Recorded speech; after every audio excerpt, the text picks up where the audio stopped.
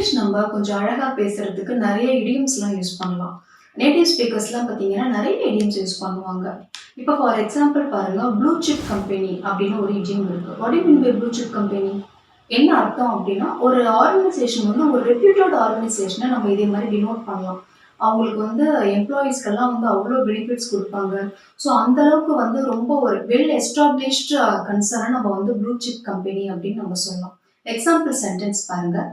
Apple is a blue chip company in the tech industry. சொல்லலாமா? Next பாருங்க.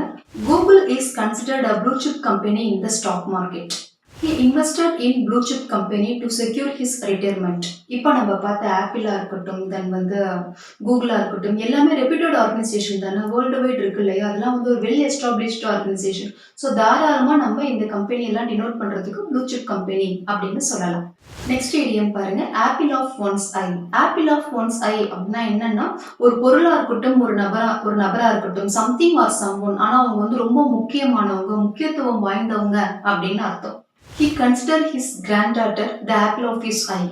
அவருடைய பேத்திய தான் வந்து அவர் வந்து அவ்ளோ ஒரு ஒரு முக்கியமான நபரா வாழ்க்கையிலேயே நினைக்கிறாரு அப்படின்னு அர்த்தம். The new project is the apple of the CEO's eye. அதாவது அந்த புது ப்ராஜெக்ட் தான் அந்த சிஇஓக்கு வந்து ஒரு முக்கியமான விஷயம் அப்படின்னு அர்த்தம். அதனால தான் இந்த ஆப்பிள் ஆஃப் த ஐ அப்படிங்கிற இடியம் வச்சு டினோட் பண்ணியிருக்காங்க.